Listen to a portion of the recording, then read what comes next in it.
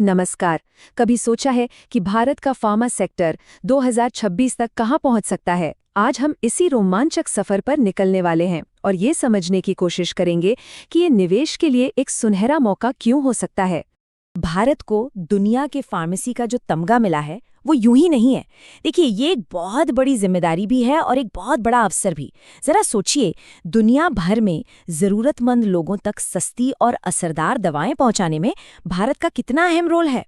तो सवाल ये है कि इस ग्रोथ के पीछे का असल राज क्या है। इसे ना 4 मजबूत पिलर्स पर टिका हुआ समझिए। 1, पूरी दुनिया में हमारी दवाओं की जबरदस्त डिमांड। 2, हमारे अपने देश में हेल्थ पर बढ़ता खर्च। 3, अमेरिका और यूरोप जैसे बड़े बाजारों से लगातार आती एक्सपोर्ट की मांग। और हाँ, चौथा और सबसे जरूरी, दवाओं की दुनिया में हो रहे नए नए इनोवेशंस। चलिए, अब मिलते हैं उन दिग्गजों से जो इस पूरी कहानी के असली हीरो हैं। ये वो कंपनियां हैं जो इस सेक्टर को, आप कह सकते हैं, नई ऊंचाइयों पर ले जा रही हैं। तो लिस्ट में सबसे पहला नाम है सन फार्मा का।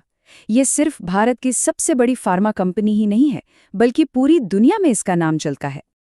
अब जरा इन नंबर्स पर गौर कीजिए। सन फार्मा की असली ताकत है जेनेरिक और खास दवाओं का इसका शानदार मिक्स और ग्रोथ। पिछले 5 सालों में इसकी सालाना ग्रोथ 30 से 37% के बीच रही है। ये कोई मामूली बात नहीं है। रेवेन्यू में तो ये सबसे आगे है ही, साथ ही रिसर्च पर भी इसका पूरा फोकस है। अगला नंबर है सिप्ला का। जब बात सांस से जुड़ी बीमारियों या दूसरी पुरानी बीमारियों के इलाज की आती है, तो सिप्ला का कोई मुकाबला नहीं है। सिप्ला की ग्रोथ भी देखिए, कुछ कम नहीं है। रेस्पिरेटरी थेरेपी में तो ये लीडर है ही, पर पिछले 5 सालों में इसने 25 से 28% की जबरदस्त सालाना ग्रोथ दिखाई है। और सबसे खास बात क्या है जानते हैं? इसका मुनाफा लगातार बढ़ रहा है और साथ ही विदेशों में इसकी दवाओं की डिमांड भी।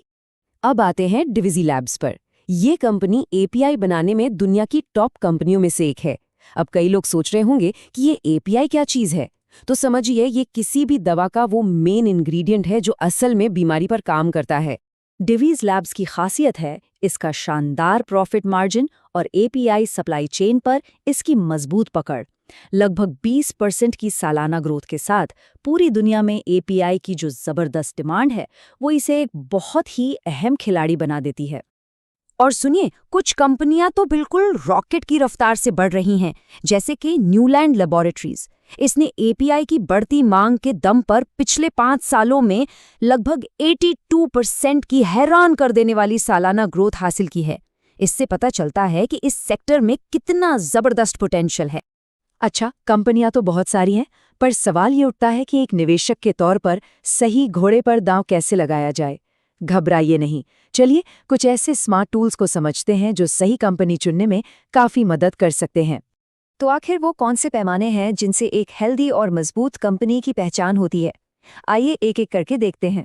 सबसे पहला और सबसे कॉमन है पीई रेशियो, यानी प्राइस टू अर्निंग्स। बिल्कुल आसान भाषा में कहूँ तो ये बताता है कि आप कंपनी के हर 1 रुपए की कमाई के बदले कितना पैसा देने को तैयार हैं।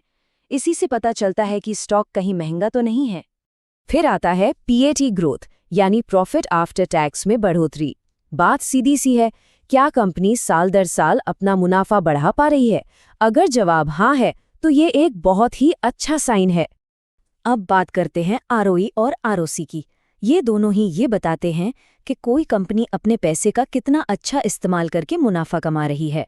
आरओई शेयर होल्डर्स के पैसे पर रिटर्न दिखाता है, जबकि आरओसीई कंपनी में लगे हुए टोटल कैपिटल पर। और नियम सीधा है, ये जितना ज्यादा हो उतना ही अच्छा।